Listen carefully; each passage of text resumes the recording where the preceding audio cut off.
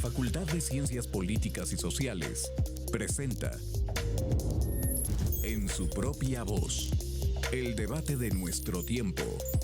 Un programa de análisis y reflexión de la agenda política y mediática de México y el mundo. Con Marta Gloria Morales Garza, Efraín Mendoza Zaragoza, Marcela Ávila Egleton y Antonio Flores González.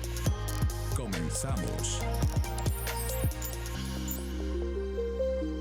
Buenos días. Muchas gracias al auditorio por dejarnos nuevamente entrar a sus hogares. Hoy, martes 8 de abril, a las 9 de la mañana, como siempre, estamos en su programa El debate de nuestro tiempo en su propia voz de la Facultad de Ciencias Políticas y Sociales. En esta ocasión conduzco yo, la doctora Marta Gloria Morales, y es un gran gusto para mí poder darle voz a la actual presidenta municipal de Cadereyta, la maestra Astrid Alejandra Ortega. Muchas gracias, maestra. Buenos días. Buen día, maestra Marta. Igualmente, el gusto es mío. Digo que me da mucho gusto porque habíamos estado tratando de concertar esta entrevista porque me parecía importante que sea justamente la facultad y la universidad la que le dé una entrevista a la actual presidenta municipal, sobre todo para empezar con una felicitación porque finalmente terminó una huelga muy complicada. Con mucho trasfondo político, entiendo yo, porque como sabe el auditorio nuestro de la facultad y de la UAC, esta huelga se inició el 14 de febrero por una vieja demanda del sindicato de un adeudo que tenían las administraciones panistas, justamente quienes gobernaron previamente. Vale la pena mencionar que los gobiernos previos fueron, por un lado, de Miguel Martínez, que gobernó de 2009, de 2000 a 2003, luego interrumpió y volvió en 2021 y 2024, y también León Enrique Bolaños, también panista, que estuvo desde el 2015, se religió en 2018.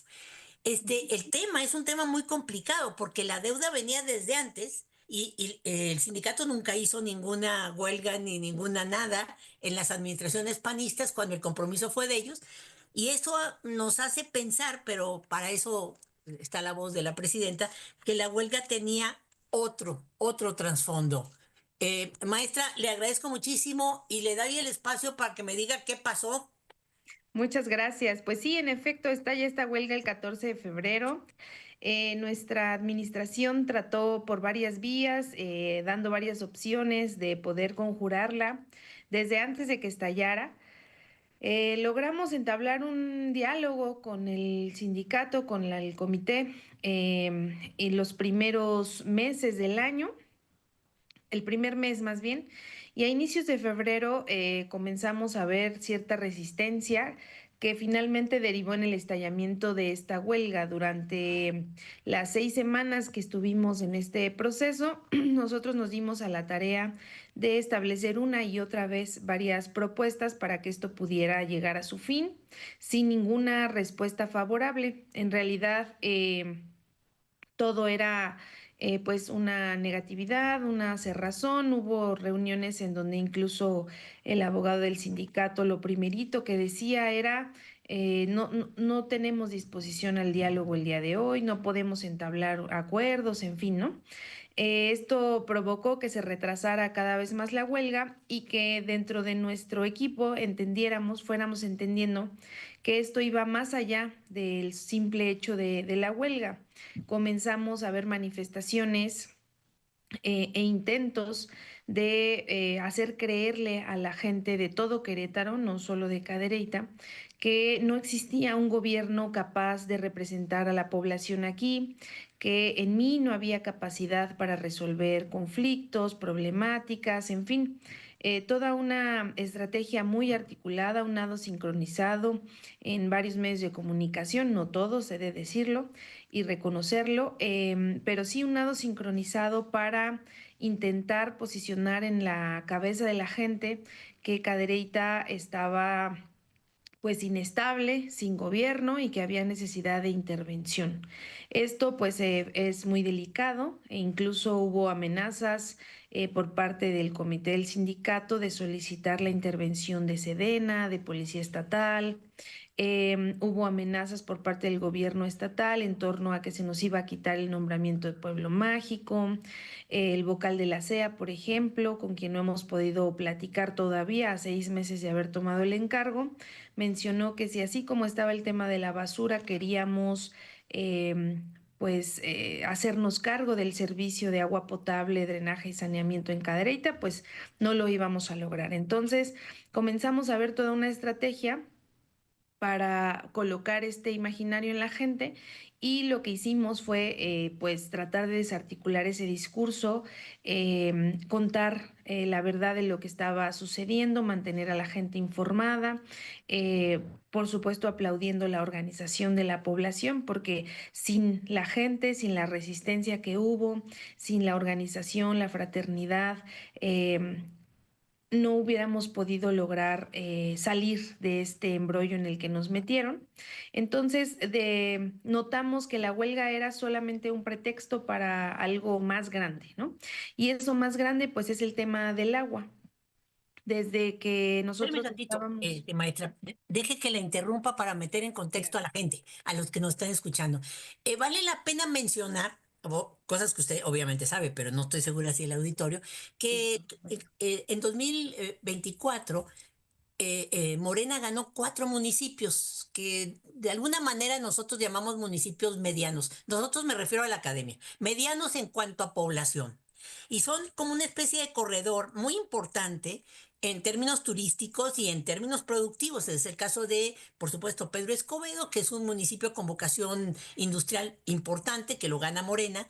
Tequisquiapan, un municipio de vocación turística que también gana Morena. Cadereyta, también con una vocación turística importante, y Ezequiel Montes. Estos 4 municipios comparten, digamos, dos cosas: estar en un como corredor intermedio entre el área metropolitana de la ciudad de Querétaro y el resto de los municipios del estado, y por el otro lado el tener una población más o menos similar de 80,000 habitantes, casi todos los municipios, y una expansión territorial y de población muy importante. Aunque no concentran todos ellos una gran cantidad de población, es decir, no tanta como el área metropolitana, son 4 municipios muy importantes, y los 4 en este momento comparten el hecho de que son gobernados por Morena, con mayor o menor conflicto con gobierno del estado. Todos están sufriendo presiones justamente para mostrar debilidad en estos gobiernos, que es el caso específico que nos comenta la maestra Astrid, para prepararse en una campaña que todos sabemos que está súper adelantada para el gobierno del estado en 2027. Pero el tema del agua en particular, y yo quiero hacer énfasis en este asunto, fue un tema que se planteó desde antes del triunfo de la elección de 2024 como un tema muy preocupante para Cadereyta, porque es proveedora de agua para los que vivimos en el municipio de Querétaro y el área metropolitana, pero que no le llega a las comunidades de Cadereyta. Y esto estaba asociado a la firma de un convenio con la CEA, que entiendo que debería ser renovado y que el cabildo de usted no quiere. ¿O lo quiere en otros términos o estoy entendiendo malas? Sí, en realidad lo que nosotros estamos planteando es abrirnos a la posibilidad de poder nosotros como municipio hacernos cargo de ese servicio que nos faculta el artículo 115 constitucional para realizarlo, y que por angas o mangas en Querétaro todos los municipios, a excepción de San Juan del Río, han decidido que sea un organismo estatal quien administre el recurso del agua. Sin embargo, el planteamiento que estamos haciendo es que la población decida si sí o si no. No nosotros desde un escritorio tomar esa decisión y aferrarnos a ella, sino emprender pues toda una estrategia de información a la población sobre los pros, los contras de municipalizar este servicio, el procedimiento que se tiene que seguir, lo largo que puede llegar a ser. Y en ese sentido, lanzar una consulta ciudadana para saber si la población de Cadereyta está dispuesta o no a pasar por ese procedimiento. En caso de que sí, pues nosotros lo hemos dicho, el cabildo se va a amarrar pues defender la voluntad popular, y en ese sentido no estaríamos en disposición de renovar este contrato con estas empresas y con la CEA para que se siga extrayendo el agua sin dejar ninguna ganancia. Esto quiero dejarlo claro porque también han tratado de hacer una campaña negra en contra nuestra de que no queremos compartir el agua con la capital, le queremos quitar el agua a Querétaro y sus alrededores. Eso no es cierto. Sí queremos compartir, sí estamos en disposición, pero también queremos que el beneficio económico por esa extracción del agua de nuestra zona norte se quede en la población de Cadereyta y no en unas cuantas empresas. Es lo único que estamos solicitando, el único replanteamiento que se haría. No se cerraría el trasvase, no se cerraría el suministro de agua, para nada.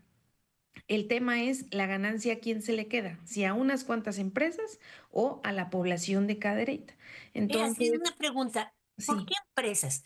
Quiere decir que en el convenio se estipula que el traslado, digamos, del agua de Cadereyta a Querétaro lo hacen empresas privadas y no la así es. ok. Sí, sí. El trasvase Acueducto 2 está concesionado porque pertenece a la nación, pero está concesionado a un grupo de empresas, 12 si no me equivoco. Una de ellas es Veolia, la Amazonada, y ellas son quienes se llevan la ganancia por la extracción de ese líquido, que después se vende, o sea, por cada metro cúbico que extraen aquí, pagan 1 peso y luego lo venden entre 89 pesos en la capital y zona conurbada y más de 250 pesos. Entonces, esa ganancia se está quedando en el sector privado. ¿Y se la venden a la CEA para que nos la dé a nosotros? Digo, Sí, me refiero a nosotros porque yo vivo las acá. empresas lo que venden es el servicio de la extracción y el transporte, el traslado, digamos, del agua, ¿no? Y la CEA la vende a la población en esa cantidad de dinero. Entonces, lo que nosotros estamos planteando es tener nuestro propio organismo municipal de agua, como lo hace San Juan del Río en Querétaro, como lo hace Tecozautla y, en fin, otros muchísimos municipios alrededor de México. Es un derecho del municipio, es una Por supuesto. prerrogativa. Nos lo otorga como facultad la Constitución Política de los Estados Unidos Mexicanos. Entonces, ese es el planteamiento que como gobierno le estamos haciendo a la población. Ahora, repito, si la población dice que sí, le entramos. Si dice que no, pues no, no lo hacemos y continuamos como actualmente se ha estado haciendo a través de la Comisión Estatal de Aguas, la CEA. Sí, pero es muy evidente que hay ahí, detrás de la bronca sindical, un conflicto más importante porque casualmente está por vencerse el adeudo que contrajo la CEA para construir el acueducto 2 y se está planteando la construcción del acueducto 3, que ahora parece que va a ser sobre Batán, sobre el Batán, un municipio que sería mucho más fácil de controlar porque está gobernado por el PAN. Por supuesto. Pero de todos modos, el acueducto 2 sigue siendo alimentado por la parte norte de Cadereyta, como usted dice. Entonces, sí sería bastante razonable pensar que el interés es presionar para que ustedes cedan el asunto del control del agua. Pero bueno, me parece que esta información que ahora usted da, maestra, no estaba tan clara en la prensa y que sí valía la pena fortalecer esta idea. Desafortunadamente, el costo fueron 48 días de huelga, algo así, 51. perdón, 51 días de huelga y me pregunto, los trabajadores sindicalizados, ¿cuántos son? Son 147, pero de esos nada más hay 91 personas en activo. El resto son jubilados o pensionados.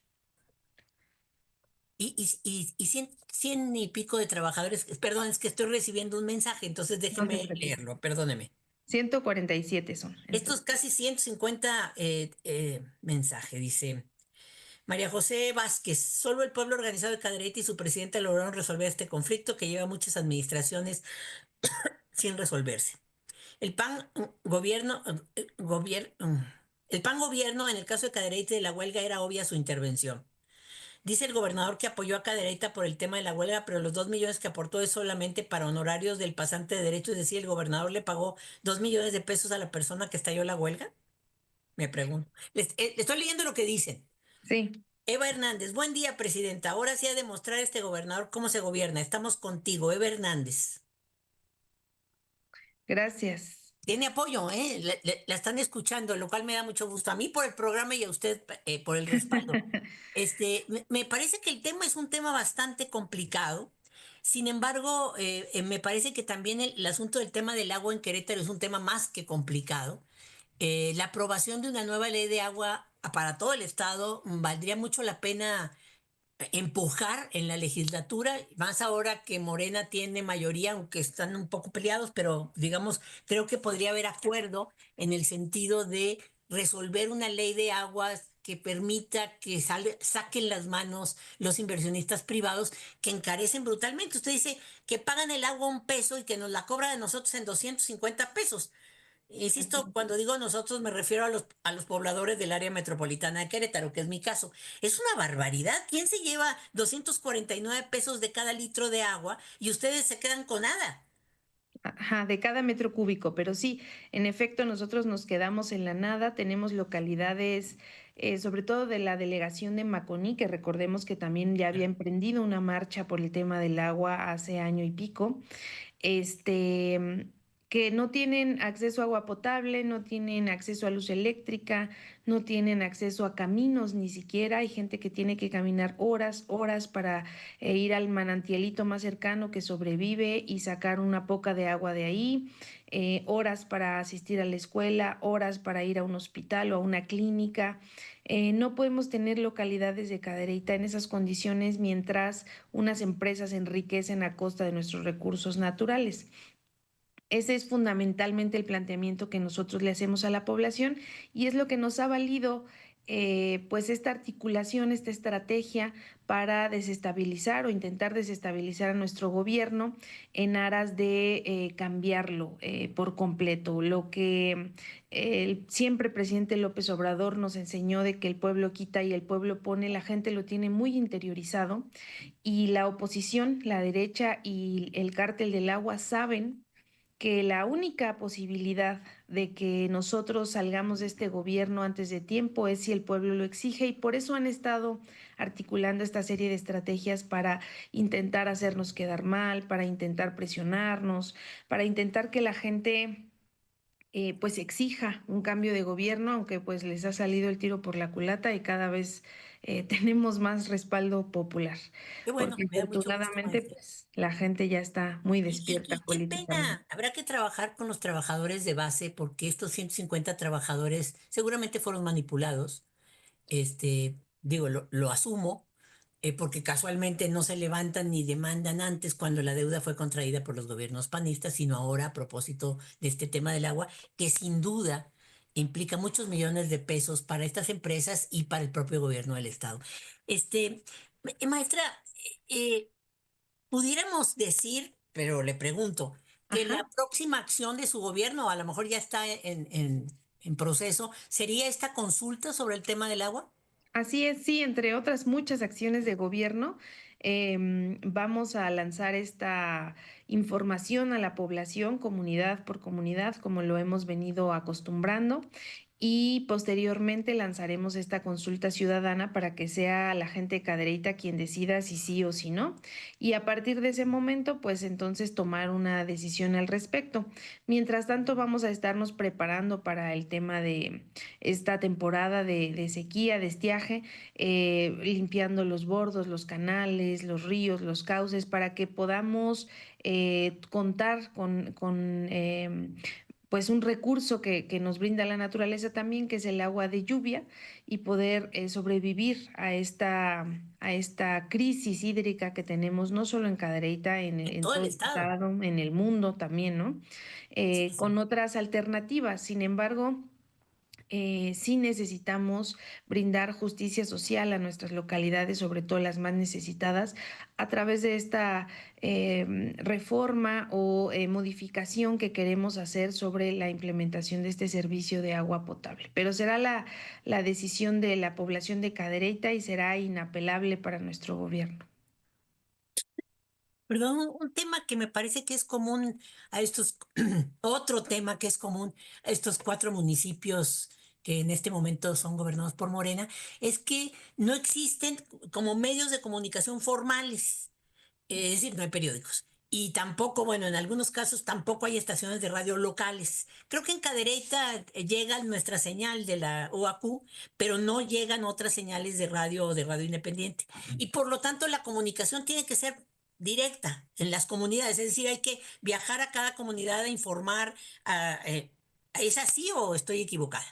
Sí, más o menos. Nosotros, nuestro gobierno acostumbra y va a seguir, aunque hubiera muchos medios de comunicación, seguiríamos en el territorio informando directamente a la ciudadanía y escuchando. Para nosotros es muy importante escuchar a la gente porque eso nos blinda de cometer los menos errores posibles. Sin embargo, sí existen algunas radiofrecuencias aquí en Cadereyta.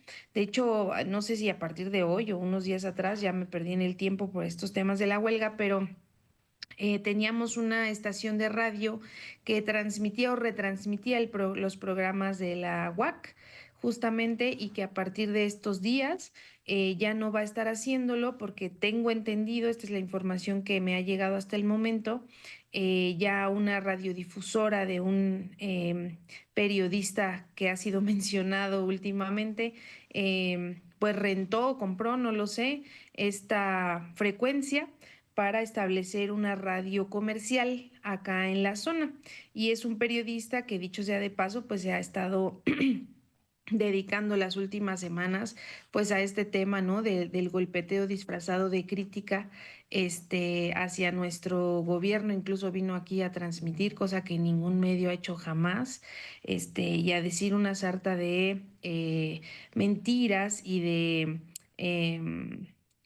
vamos a tergiversar información, ¿no? Sobre lo que estaba ocurriendo en el tema de la huelga.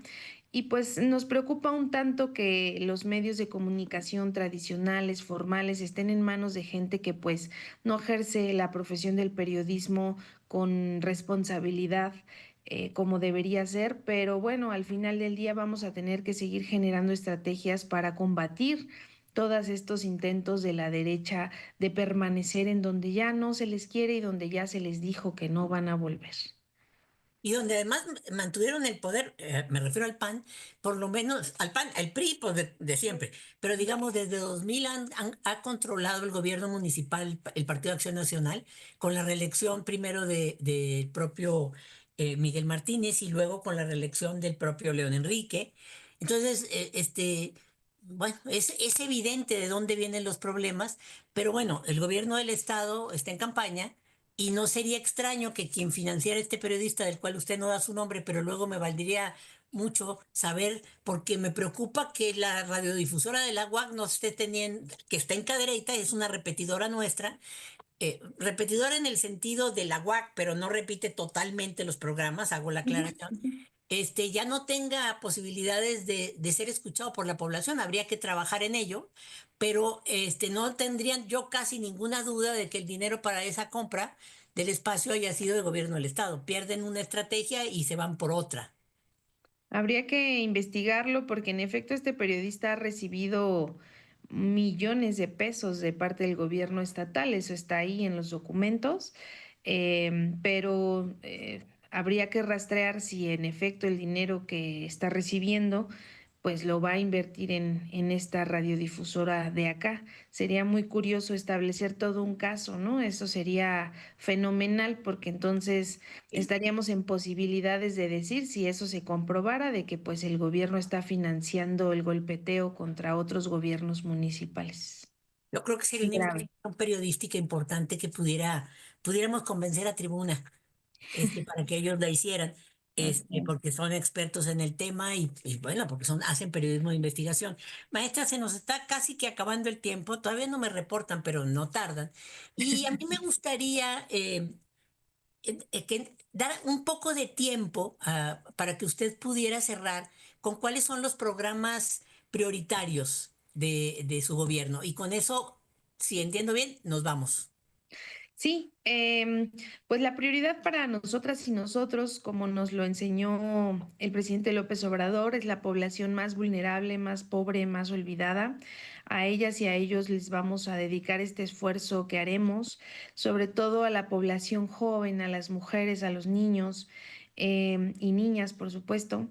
Tenemos un plan bastante ambicioso en el buen sentido de la palabra en términos de educación. Vamos a generar saltos importantes para nuestra población en ese sentido. Queremos que el turismo, que es algo que ha venido poniendo en alto el nombre de Cadereyta, sea un turismo. Perdón, maestra, la van a cortar. Yo me quedo, Muy pero bien. nos van a cortar el programa, entonces le agradezco muchísimo.